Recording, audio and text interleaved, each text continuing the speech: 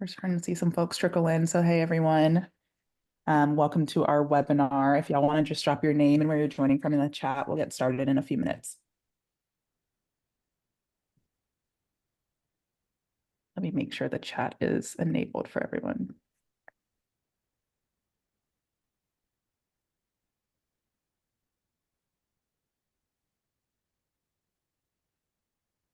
All right, I think the chat is enabled. So feel free to drop your name and where you're joining from in the chat.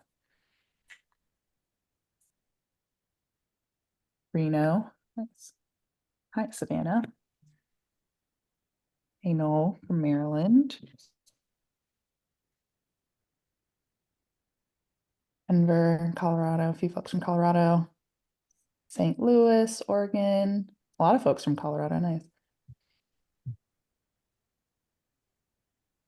Illinois, I'm in Chicago, so hey, Lauren. Texas, nice. I'm gonna give it one more minute and then we'll go ahead and get started. Just so everyone knows, this is being recorded, so I'll send out the recording afterwards.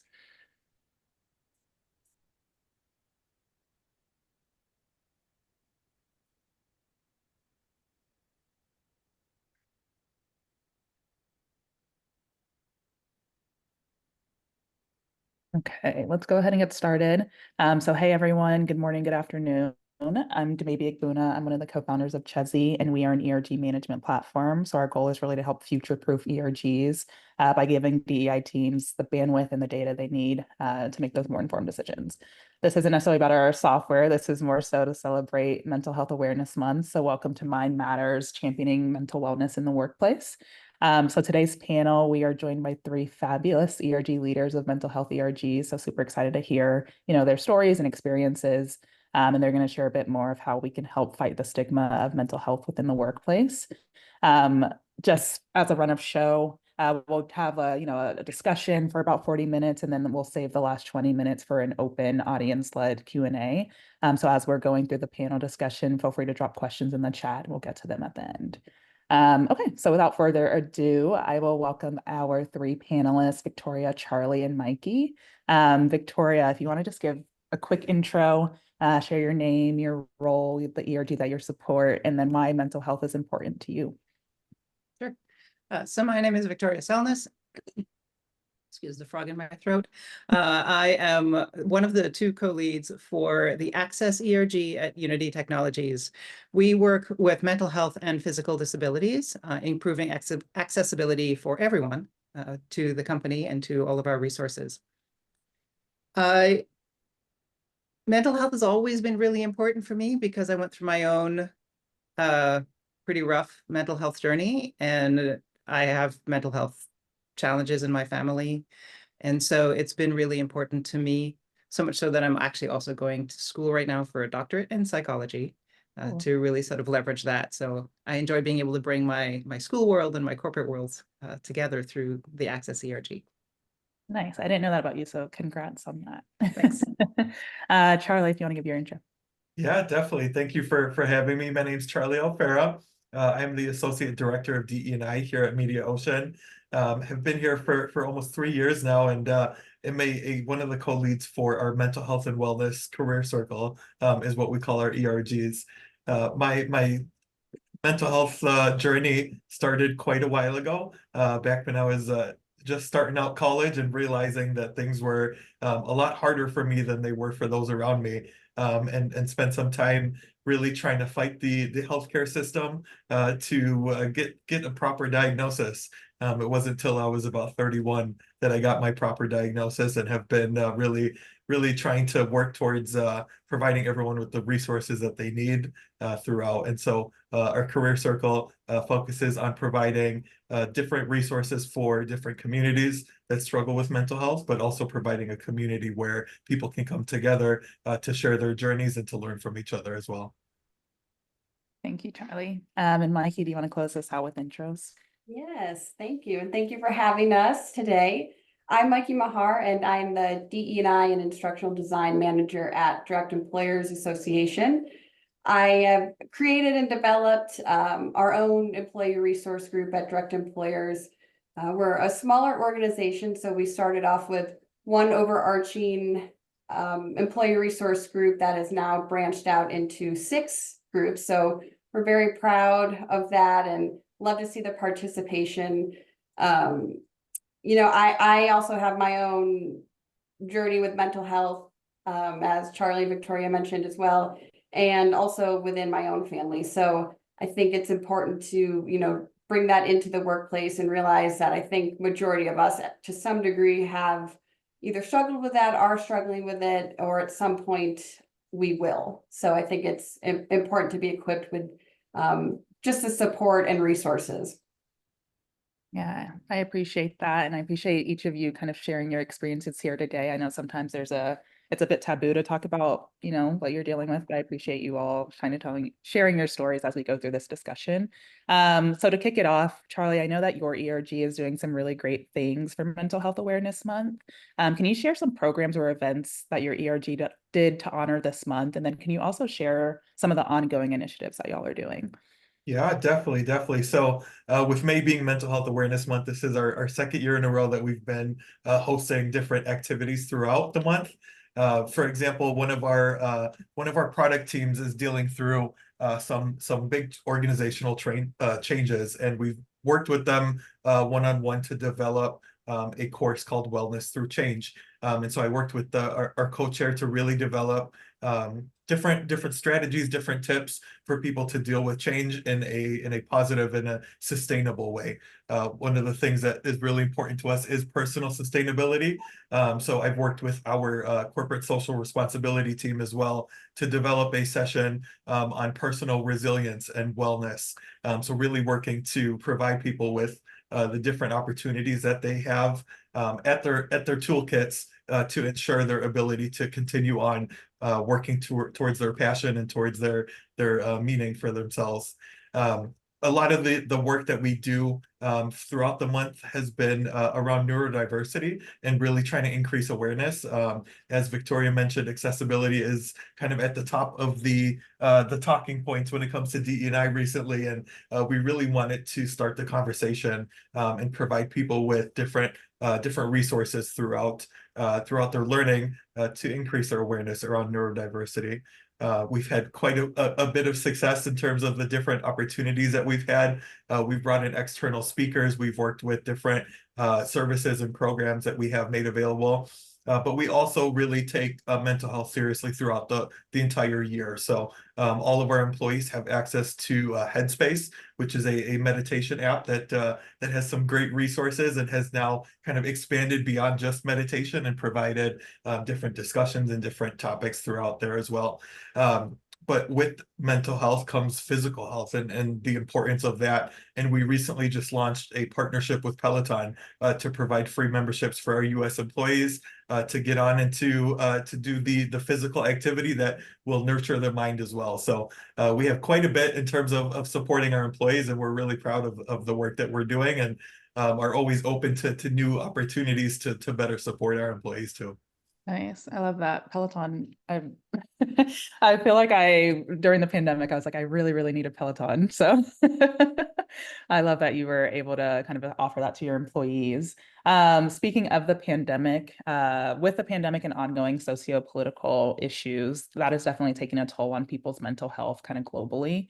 That we've observed rises in stress, insomnia, anxiety, depression across the country. As leaders of mental health ERGs, what role do you think your groups play in supporting employees and coworkers during this time? Victoria, I'll start with you. Sure. I think in this point, it's really making sure that we have a safe space for folks to talk and to process and to understand that they're not alone and that it's okay and it's normal. In addition to all of the worldwide chaos and stuff that's happening, my company has recently gone through a pretty large reorganization. And so we have corporate stress on top of all of the world stress. So we've held some listening sessions just to allow folks to come and talk through and process, sharing resources on how to help each other really through through all of this. Unity also has done mental health first aid training, which means we've got think about 60 of us, who are trained in that ability to sort of that first line of defense triage, help people get stable before helping them find other additional resources that they need. And we have a arrangement with Lyra, so everyone in the US and Canada gets free mental health therapy for everything. And in all other countries, they get a certain amount, and it depends on the country, on the laws and what we're allowed to do. But as much as possible, we're giving folks access to free therapy, free mental health coaches. And within the ERG itself, we are working to make sure that the leadership of the company is really remembering to think about the mental health of the employees as we're going through these big changes. As Charlie pointed out, that like change is such a huge thing as we're moving through, and it can be so impactful on our mental health and our interest in the work and our interest in what we're doing, and that can overflow into our lives in general. So trying to be as pointing out the little things that they can do. Oh, but if you just rephrase this way, it'll be a lot easier for people to understand or to comprehend. And so that's sort of how we've been interacting a lot through this with the company as a whole, in addition to offering one-on-one either mental health first aiders or listening groups to the organization. That's really cool. You mentioned that 60 employees are kind of trained to be that first responder for mental health crises. I love that. Mikey, we haven't heard from you. What about you? Yeah, so our ERG is still in its infancy, especially with the mental health group specifically. One of the things I actually found interesting when we launched last year and just had our overarching group, we talked about, one of our first sessions was talking about our mental health and the pandemic. And, there was a pretty big consensus in saying we wish we had already had the ERG in place during that time. I think that would have helped a lot, realizing other people's stories and what they went through, especially the isolation and not realizing that. I think we've had some employees speak out saying, that they weren't home with a partner or kids or a parent or anything like that, and it was just them for a while. So I think really trying to break outside of ourselves during that time and being able to be there for each other would have been a really great resource.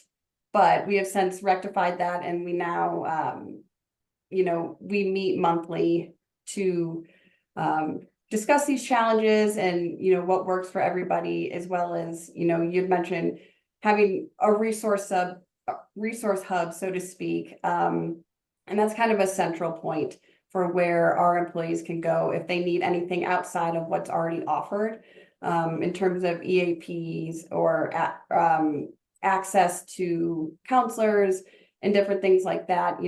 We have things that we share anonymously, so that way you can feel open and honest and really get the resources that you need from that. And Charlie, what about y'all? Yeah, the pandemic really kind of took away one of the most important parts of being a human, and that's connection, right? And we lost the opportunity to really connect with people around us. Just like Mikey, you were sharing, some people were just alone throughout the entire pandemic, and that really takes a toll on your mental health. So one of the things that we're really focused on is connection. So bringing people together, letting them know that this is a safe space. This ERG is a place for you to come and express whatever it is that you're feeling, and also offering one-on-one support too. So if members need if they need any extra support outside of our meetings, to feel free to reach out to any one of the members that are willing and open to listen. So bringing our ERGs together and making sure that they have the opportunity for connection is extremely important, especially when health in my mind has 5 pillars. And you might have heard this before, but there's physical movement, there's nutrition, hydration, sleep, and then the most important thing is connection, right? And so making sure that all of those things that are individual are on the person, but the opportunity for connection really is where I think the ERG has its most value. I love that.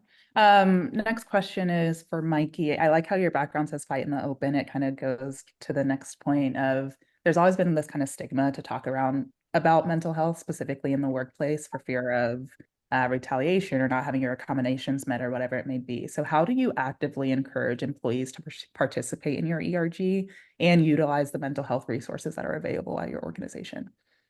Yeah, that's a great question because it's tricky. I think there's there's a very fine line that needs to be walked in terms of gaining support from leadership to help facilitate some of these activities that you have planned, but as well as ensuring that there won't be any repercussions based on things you shared, or maybe your mental health for a week or two has made your work less desirable, but only because you don't feel like you're getting that support. So I think really creating that stigma-free environment, using, the classic positive and inclusive language, but I think more so let it be known that members of the group should be themselves, because when you're trying to be someone else, you're wasting time and you'll never get to you. And I think the more infectious that mentality can be in a group,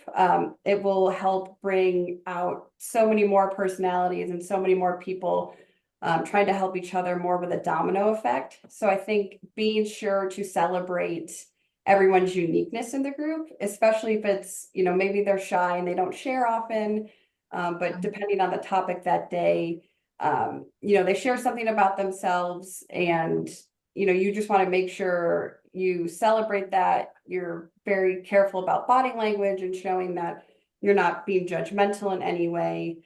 And we also do a lot of anonymous polls, so that way we can create different talking points, kind of see the percentages of where we all kind of fall in line. And so, kind of create that as a talking point for some of the monthly discussions, and just knowing that your name isn't directly attached to that, and feel free to speak out about that. And I also think having as leaders, having to put yourself out there and share a little bit about yourself, maybe what it is you've been through in the past or what you're currently going through, to help open up that communication. And I think sometimes that's hard for ERG leaders too, because you might not necessarily feel comfortable in doing that, but you do kind of have that responsibility to create that safe space and to start the conversations and keep it facilitated. So I think, really just having that mindset really helps create that fear or judgment. Yeah. There's something that you said around like anonymity and kind of capturing the data anonymously so that you can make sure that you're meeting the needs of your group. I'm curious if the other leaders on the call are also keeping in mind like confidentiality and not necessarily like outing people within the workplace when it comes to mental health or the things that they're doing, and like how are you mindful of that as you lead this group or lead these initiatives? So one of the things that I've been working with sort of management and leadership is how do we adapt the processes and ways of working that is more inclusive of everyone without anyone having to actually reveal any diagnoses or any predilections that they have. And so simple things like making sure your meetings have agendas and making sure you provide pre-reads on all of your meetings, that can help everyone, right? I mean, you don't need a mental health diagnosis or any kind of challenge in order to benefit from that. But it also specifically helps folks who need more time processing and time to sit and understand what's going on. And we talk about things like making sure you have quiet spaces in the workplace. Making sure you have good signage and how to get to different places, that you're including Braille as well as colors, and being conscious of folks who are colorblind. So it's not just colors, it's colors and shapes. And trying to just make accessibility part of the natural landscape as much as possible. So you don't have to go and say, oh, I'm an autistic individual, therefore I need this thing. Just to be clear, I'm not an artistic individual. I'm speaking for a group that I interact with a lot here, or I have ADHD. And so therefore I need these specific types of accommodations, as much as possible, we can build those accommodations in. In one of our offices, we had buckets of fidget toys. Just go grab a fidget toy and play with it for whatever, some people need it to help focus and some people just want to play with a toy. And really just normalize the accommodations as much as we can that way. So nobody has to say anything and it doesn't seem strange or stand out. And that really helps both the anonymity, because you don't have to say anything, but it really helps make it just a normal part of every day and makes everything so much more accessible. Victoria, I love that the concept of universal design. I'm a former teacher, Yeah. and one of the things that we focus on is like providing accommodations. Not only benefits the person with the disability, but it benefits everybody. Yeah. And having that opportunity and making sure that there's one less barrier for someone with a condition to receive the support that they need. I think there's definitely opportunities, for confidentiality, like you were saying, to maybe, for example, we've got wellness rooms in our offices, wellness rooms that can be used for whatever reason someone would need it for, whether that's for breastfeeding or for sensory deprivation time that they need in order to continue working. We make those available. We've also got part of our ERGs. All of our Slack channels, which is the communication tool that we use, our ERGs are set to private. So this allows people to have conversations in a space that is protected, but also making sure that there isn't a list of people that are in the mental health ERG open up to the public for for whatever reason that may be. So making sure that our members feel like this space, this ERG is safe enough for you to express yourself, and the people that are here are by choice, and making sure that that stays that way as well. So very important, the confidentiality aspect. For sure. And Victoria and Charlie, you've both mentioned these like company-wide initiatives that you have at your respective organizations. Victoria, you mentioned like the mental health first responder kind of initiative. Charlie, you've mentioned mindfulness rooms and other things that you're doing. So in what ways have your ERGs influenced broader organizational policies and culture regarding mental health? And then can you share examples of when this was done successfully? I don't know if you all had a hand in creating these policies or initiatives that you're doing, but if you can share like how you partnered with leadership to bring these forward, that would be awesome. Victoria, I'll let you go ahead first. So the ERG, now I'll have to admit, I can't claim responsibility for a lot of this because I just took over the leadership. So the prior leadership did most of this work. I was one of the leaders, but we actually just recently got the Saramount award for influencer, or excuse me, I have to like remember what the specific award is now, because my brain is not working today. It's the ERG Impact Award, and it's given to new and upcoming ERGs.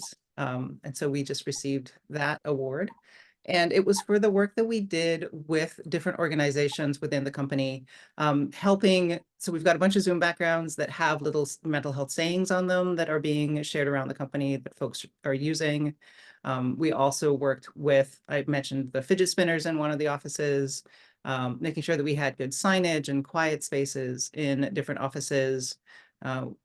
We shared a series of suggestions to our facilities folks that as they're building out or redesigning new offices, they can take into account things that are needed for varying kinds of accessibility.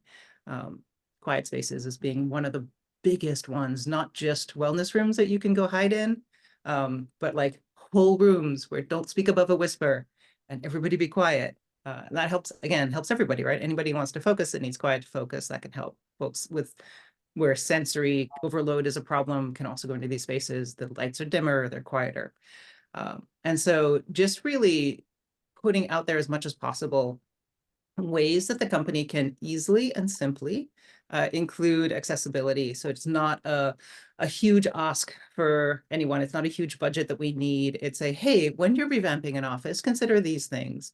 Or, hey, how about we get, some fidget toys into offices, or change questions that we do for interviewers. So tell people they can bring a fidget toy as long as it's quiet to an interview, right? Like, how do we do little things like that? That's a lot of what we're working on right now as well. Charlie, I'd love to hear what you guys are doing. Yeah, that's so interesting. I love the aspect of the fidget toys. I think it's a small but very impactful kind of way to support. I mean, I'm sitting here fidgeting with my pen right now because Yeah. something I need to do, you know?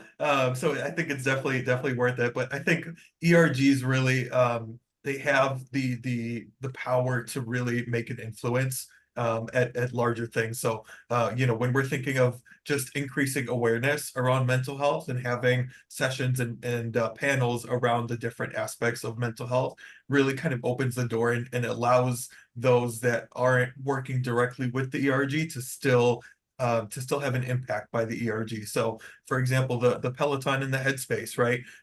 Having those weren't a direct result of our ERG. Similar to Mikey, our mental health ERG still isn't in its infancy, and so it's you know, we haven't had much time to do quite a bit, but just by having the ERG present is forcing people to kind of double check that what they're doing is going to be inclusive of that.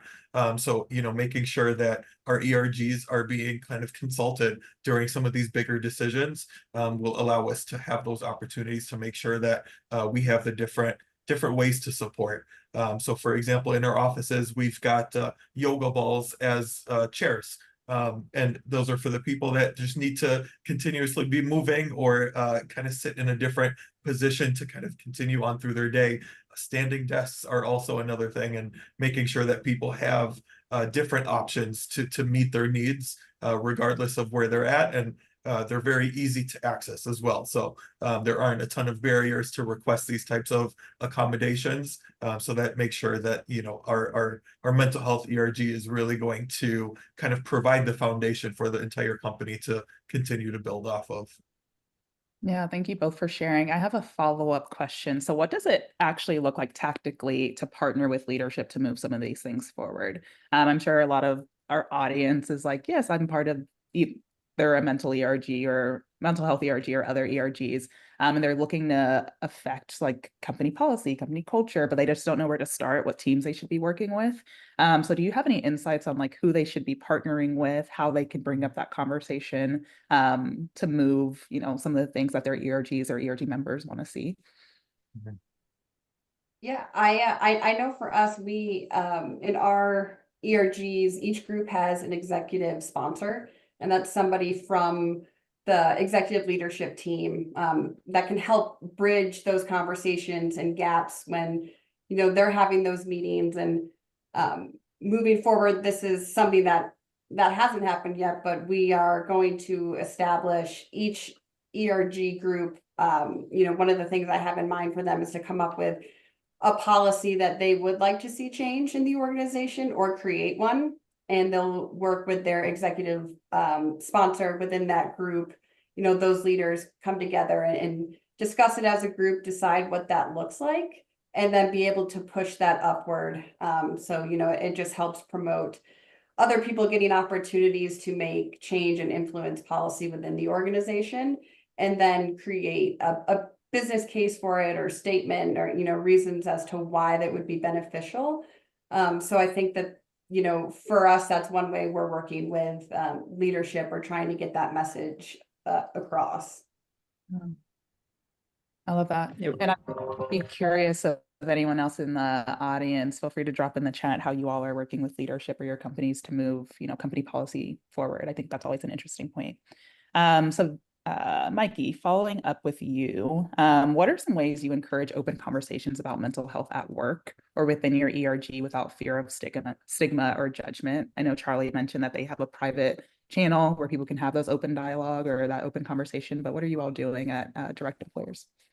Yeah, so we also have a private Slack channel that our group is in, and so we'll create different surveys, as I mentioned earlier. You know, just we've done it a couple times, just some wellness check-ins. You know, where you're feeling on a scale, but it's all anonymous. You know, so that way you don't have to put yourself out there, and really just trying to keep encouraging those open conversations. I mean, it can be difficult to start, but I think one thing I've noticed with our group is we're starting to open up a lot more. And I think that that's awesome and wonderful. And I think a lot of that has to do with keeping a lot of things anonymous, as well as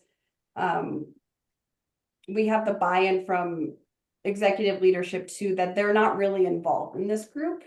So that way that there's not fear of repercussions with things that are shared. So I think, even though it's open to everybody, the mental health ERG is kind of one of those ones where you kind of have to create your own non-inclusive environment, so to speak, in terms of, you want to make sure the appropriate people are involved. You have, I think when it is in its infancy, trust is the biggest thing.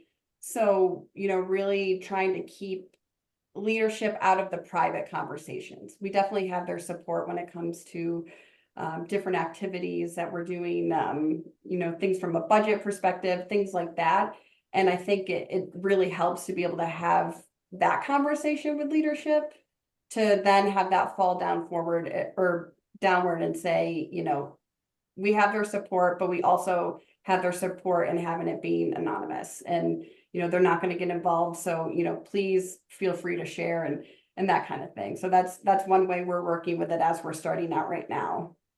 I think that's a really great tip, is like to be mindful of who you're actually including in these conversations, because trust, as you said, is the biggest piece of having open dialogue. And if you're fearful of like an HR team or someone else, it can be a little sticky to feel like you can actually tell your story or share your experiences. Something else that you had said before, which I think was also something great to call out, was just like leading by example. I think you three are really great examples of that, in terms of just like being able to share your stories in hopes of encouraging your members to kind of follow suit. So again, I commend you all for it. Last couple of questions before we move to an audience Q&A. And again, feel free to drop your questions in the chat as we continue along. How do you ensure that your ERG remains inclusive and addresses the needs of like the diverse employees at your organization? This could be you all working with different ERGs to do some like intersectional events or initiatives. It could be like, how are you thinking about like global employees in your ERG programs? Just curious how you just ensure that you're meeting the diverse needs of all employees. Victoria, I'll start with you and then we'll move to Mikey. Sure.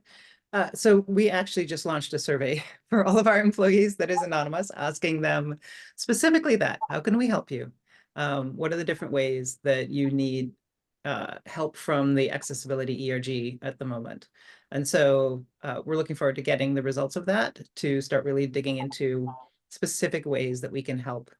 But we are also working with the other ERGs. We have a veterans ERG and a caregivers ERG, along with some of the more standard women's ERG, LGBTQIA ERGs, Black ERG, Hispanic ERG. There's a lot of ERGs at Unity, which is really good because it shows that the company values that diversity as well as the support for all of the different groups. And so working with them as well on different things that where there's cross sections. We've done joint panels. We've done areas where one ERG will do a thing and then we'll sort of all promote it and cross promote it because it's related to our areas. So there's a lot of that. But the survey, I think for me, is the biggest thing. We hear from the actual people who are interested in getting services and getting help from us and interacting with the ERG. What do they want? I think it all starts with feedback. So that's a great approach. Mikey, what about you? Yeah, I mean, very similar to Victoria, we do a lot of work with other ERGs. Most recently, we have a Faith in Action ERG and disabilities ERG called Connectability, and they just partnered together a couple weeks ago to do a joint event and guest speaker, and just bridging both of those communities together. So we do we share a lot of resources between the leaders as well in each ERG to just kind of get a pulse on what everybody's seeing, if it's the same things, because you can have a women's ERG, but you can also have women going through mental health concerns. So there's a lot of information that we can share. If we come across something that's, could be beneficial, maybe not just for my group, but also for the women's group or veterans group, we can share that. So just a lot of intersectionality between communication with ERG leaders. And I know as we move forward, we've already got things in the work to continue to work between each group. But I know that that's just going to build as we go forward. And we're starting to meet monthly with all of the ERG leaders. So that way we can come together, go through what's going on in each group, because we can't all make each meeting and that kind of thing. So really coming together and coming up with different action plans, I think is going to help just propel that forward. Yeah, I think these are really great gems, and something to be mindful of is that like each community has their own unique mental health needs.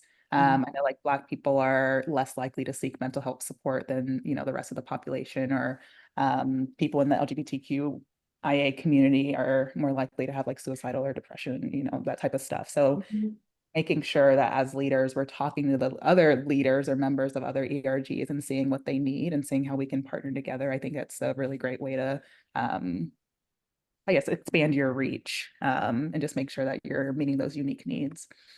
So question for Charlie and Victoria, how can remote and hybrid work environments impact employee mental health? I know, Charlie, you mentioned that we're missing that like connection piece. And what can companies do to support mental well-being in these types of settings? Yeah, there's definitely pros and cons to both sides there, right? I think with when you're talking about in person, there's connection, which is very important. But then there's also the commute, right? And if we're thinking sustainability, having all these cars driving to the office is one thing. Having flexibility is something that is really valued nowadays, especially for people dealing with multiple family structures, for example, taking care of their elder parents or younger children. Having that flexibility is really important. And so there's always a struggle between trying to figure out what's the right balance of each, knowing that connection is important to our mental health, but knowing that also flexibility provides us less stress in those situations. Time with family, right? Being remote actually sees a drastic decrease in discrimination that people face when they are in face-to-face situations. So there's the siloed aspect of working remotely. You typically will only be meeting with people that you work with on a day-to-day basis and miss out on opportunities. So really there's in order to support all of this, there has to be a level of autonomy for people to decide what is best for them at that stage in their life. But also, making sure that when you are in person, that you're doing it strategically. So, for example, at Media Ocean, we have heads up, heads together. So on days when we're in the office, you make sure to schedule meetings with people in the office. You're together anyways, you might as well connect while you're there. And also making sure that there is training around bias, and there is awareness around making sure that proximity bias, for example, nobody misses out on an opportunity because they have to be remote, for example. So there are many different ways to making sure, but the well-being really is a secondary consequence of all of the other actions that you take as a company. What about you, Vic? We recently shifted, so we have a lot more remote employees than we used to, which brings its own challenges, as Charlie sort of outlined. We're not in offices anymore. It's not so easy to connect to other humans. I am not built for working from home on a regular basis, but I am a remote employee. So I found a co-working space, and depending, it's up to each manager on how they're willing to provide resources to their employees in that way. We don't have any sort of corporate level guidance at the moment. But what we do is all of the ERGs are hybrid first. And so we make sure that even if we do an event in person, unless it's a social mixer, we make sure that there is a Zoom option so that people who are remote can also participate and interact with all of the things that are going on across all of our ERGs. Most of our well-being seminars are all done over Zoom. So again, so it's easy to access from wherever you are in the world. The policies right now are very much as far as whether you're remote or in person, if you live close enough to an office to commute in, is very much up to you and your manager. So just like Charlie said, it's for each individual to decide what makes the most sense for them. Some people working it from home is the ultimate awesomest, most amazing thing in the world. And for others, it's not. And some people need a mix between it. And so allowing that flexibility for everyone to choose what they need and providing the resources. And we've got trainings on microaggression and for folks who are actually in the workplace, and how do you make sure that you're not saying things that you don't intend, or you're catching if somebody is actually doing microaggressions, or heaven forfend, even more racist comments or discriminatory comments. How do you catch that? How do you prevent that? How do you report that, so that we can reduce that for people who are in the office? And then we're also trying to keep in mind all of the folks who are remote to make sure that they have access to all of the resources, all of the tools. Town halls are always, I won't say always, but like 99% of the town halls are also over Zoom. So we can make sure to have, to be as inclusive and accessible as possible for folks, whether they're in the office or they're remote. It's a work in progress, though, I will say. It's a constant work in progress. It feels like it's always shifting, and we're learning new things. And we're like, oh, well, we tried this and it didn't really work. So now we have to iterate and try something else. And we have to deal with time zones as well, because we're spread across the entire globe. So it becomes an interesting puzzle. I think it's a work in progress for everyone, just trying to figure out how to best engage remote or hybrid ERGs, but I'm sure y'all are doing a great job. We are going to move into our final question for all of you, and then we'll open it up to some questions in the Q&A and chat. So in closing, why do you think it's important for organizations to prioritize employee mental health and well-being? And what advice do you have for the folks on the call who are looking to do this type of work within their own organizations? Anyone can go. Sure. I think a lot of times there are things that are talked about, you hear a lot about business impact or retention and recruitment from organizations as to, why this is, or the reason why you should focus on mental health and in the workplace. But also, I think it's important to note that there's a moral responsibility on the organization. I think it's a moral responsibility to care for its employees. When you bring an employee onto your company, you should be bringing on the whole person, not just the skill set you can provide or that they can provide to the organization. And second, I think if you're just starting out in this work, and this is, something I often have to remind myself of as well, is, don't stress too much on trying to get this perfect or feel like you have to do so much so fast to prove the impact of the group or the work that you're doing. I think we often dwell, too much on the gaps in our own mental health support at work, and too little on the strengths that we already possess. So I think shifting your focus to build upon, what you have already created will help propel a more resilient workplace. And, even if you're getting pushback from leadership, maybe you're in an organization where it's not as supportive and you're like, I gotta figure out how to get through, you just have to somehow try and convey to the leadership that, sometimes you have to clean up the past to enjoy the future. And, however that happens, or however you need to convey that, start there.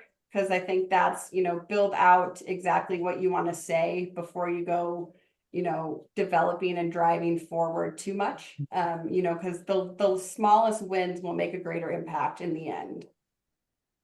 Yeah. Victoria. I have to say that now I'm coming from a large corporation perspective, so keep that in mind. Numbers was the things that made our leadership pay attention to the ERGs. But once we got their attention with the numbers, then we were able to start talking about the people and all those things that Mikey mentioned of, making sure that it's the whole, we can bring I don't want to say you have to bring your whole person, because bring as much of yourself as you want to work, right? Should be your choice, not limited by the corporation.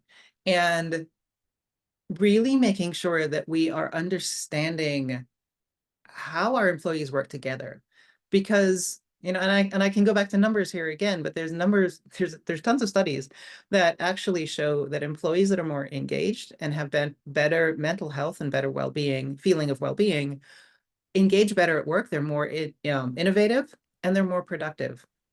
And so it really behooves the companies to help to include as much of those individuals as they can, and to increase the accessibility for people of diverse ways of thinking.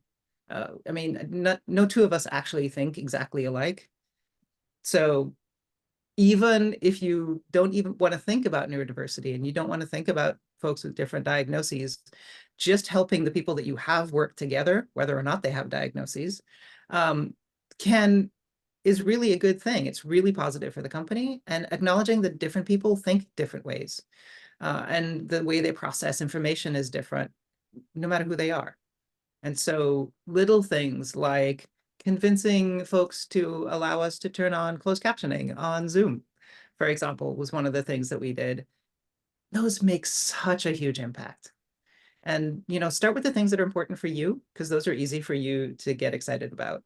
And then see what's important for other people to also do, and sort of build yourself up from there. But start small, figure out what's important for you, and why it's important for you.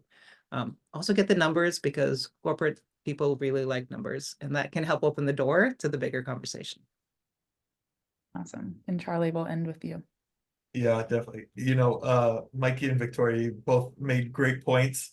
I'd say the one thing that I'd love to add is that companies need to remember that their employees are humans outside of work too.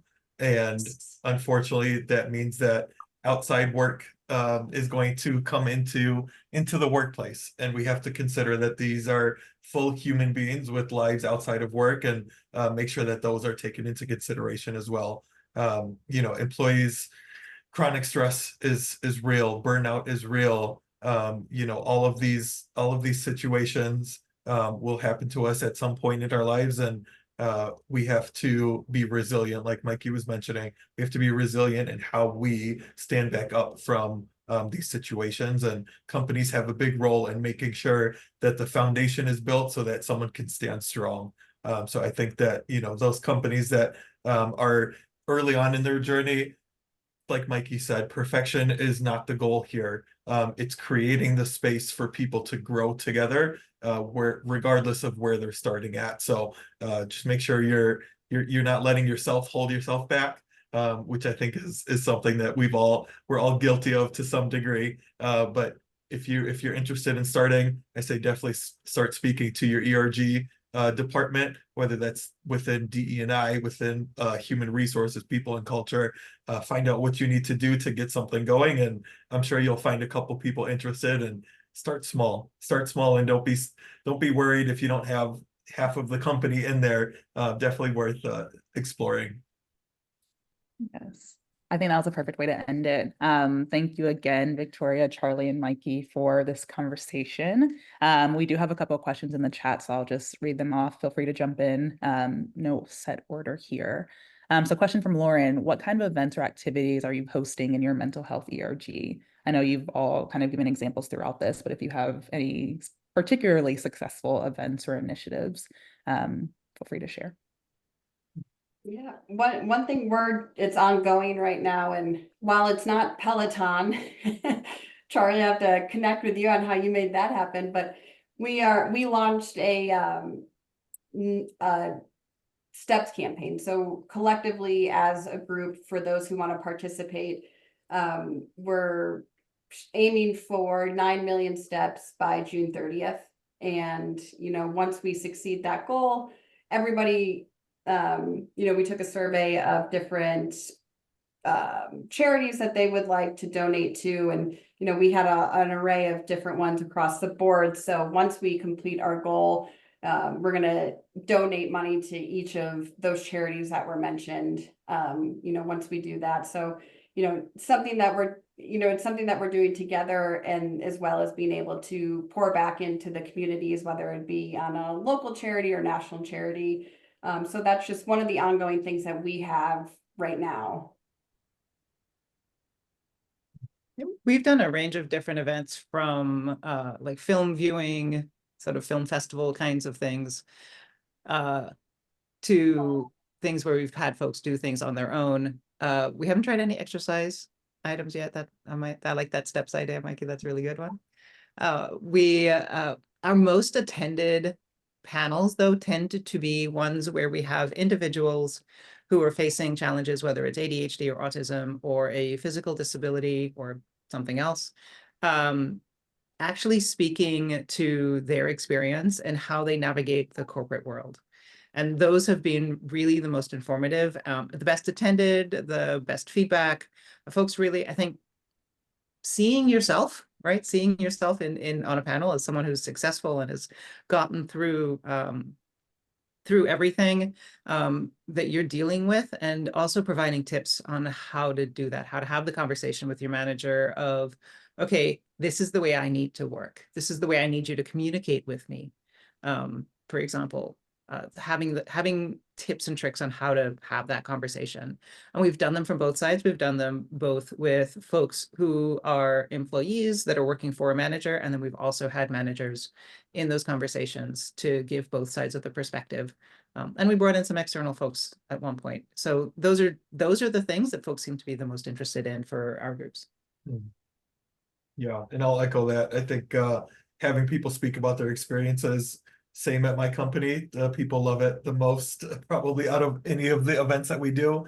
But I think another aspect that I think a mental health ERG should be responsible for, and excuse the random guest here, it's really trying to figure out how to support allies too. So giving them the tools that they need in order to support someone in their life with a mental health challenge.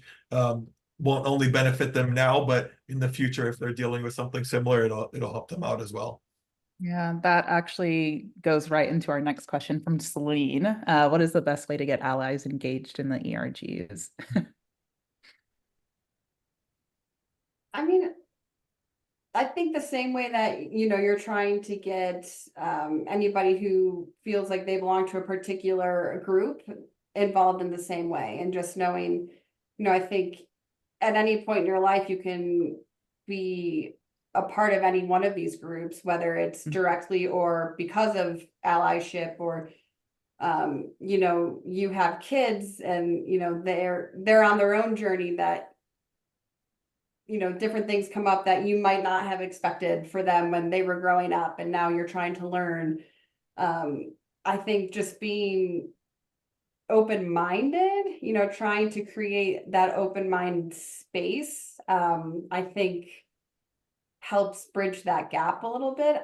I don't know that there's any one good particular best practice in terms of getting allies involved in these groups, other than just really trying to create that understanding that, you might not feel like you're in a particular situation right now, but you will be. And I think that, that's just trying to keep that mindset forefront and available for those people to think about, would be a good way to start. But, I haven't come across any best practices. So Charlie or Victoria, if you, have one good tip to share, I'd love to hear that as well. I think, excuse me. I think whenever you want to include someone in something, there has to be a benefit to them. Like, we're human, we're looking for opportunities for us to better ourselves and to continue ourselves. So I think the ERG needs to keep in mind that we need to appeal to allies as well. We need to figure out what is it that they want in order to include them in the conversation, because at the end of the day, there's power in numbers, right? We need our allies in order to make that change. So making sure that we're being intentional at inviting them in, and giving them the space to learn along with you. I think we sometimes forget that if we haven't been through a mental health journey of our own, then we don't know what's going on. But there's there's different aspects that you get from dealing with it yourself. And then there's also the aspects of empathy, right? We can relate to different people and their experiences, and those relations can help us continue our own journey. So making sure sharing those stories and giving them the tools that they need in order to address whatever direction they're approaching it would be helpful as well. We found that we have to be really explicit that allies are welcome. So we include it in all of our sort of advertisement and any kind of recruiting that we're doing, talking to people about the ERG, making it really clear that allies are welcome and inviting allies to speak when we're having conversations. To have, what's one of my favorite stories is a challenge I had with an individual who later got diagnosed with autism. And we couldn't figure out how to communicate. And we were having a really rough time communicating and thus getting the work done. And when we sat down, we figured out how we actually talk, how we talk to each other. What is the thing that they need? What is the thing that I need? How do I need them to tell me certain things? Having that detail level conversation, that just turned everything around. And so I like telling that story because it really shows how it's not about the diagnoses. It's not about the mental health. It's about two people sitting down and figuring out how to communicate. And so whether you are diagnosed with something, or you think you may have something, or you don't think you have something, everybody is part of the conversation and needs to be part of the conversation of how do we all make accessibility accessible for everyone across the board. So allies are incredibly valuable in that as well. Sure. And last question to close it out from Jessica, what's the biggest accomplishment or milestone achieved at your organization from your mental health ERG, and how long have you had your mental health ERG in place? So we've been in place for about 3 years now, I want to say. I think getting an award was really, really pretty impressive. My predecessors did a lot of that work, and it was amazing to see what they was, and I'm so thrilled to be part of it. But really just getting the company to acknowledge how important mental health is in things like physical spaces, and just understanding, even if they can't implement it across the board and they can't do everything everywhere, but understanding that we need quiet spaces, that we need spaces with lower light, that we need to allow for folks to be remote, even if they're close to an office, for whatever reason. That's been one of our biggest, I think, one of our biggest impacts. Mikey, what about you? Yeah, I think, like I said, we're still pretty new. This is our 5th month of the mental health ERG specifically, but I think a pretty big win is seeing that we have over 50% participation each meeting within the group. And I think that, again, just coming from a smaller organization, I think that for me speaks volumes. It makes me proud, and it lets me know that things are working, or that, whether people participate verbally, that it's a space that they want to come into each month, and, whether that's learning or to share, that kind of thing. But I think the participation right now for us is a big thing. So, that's kind of my big win right now within the group, and hearing people say thank you. The past couple weeks, just hearing like, thank you so much for what you do for the group and different things like that. It just proves that people want this, and it's a good feeling to know that you're helping, and it can only grow from there, hopefully. Charlie? Well, I can't compete with an award, but we can definitely say, we're proud that the conversations are happening, and they're happening at the levels in which change is happening. So we're very excited to see all of it come together in a way of just building awareness and taking that awareness and putting it into action. Really excited to see all of that come together. Awesome. Well, I think that's a great way to end it. Thank you again, Victoria, Charlie, and Mikey, for participating on this panel and sharing your insights. And thanks to everyone for joining. Again, I'll send out the recording probably tomorrow, and then it'll be hosted on our website and things. So feel free to refer back to it or send it out to your colleagues or those who might be interested. Okay, have a good rest of y'all's Thursday. Awesome. Thank you so much for hosting this. Yes, Sure. thank you. Take care, everyone. Bye-bye. Bye.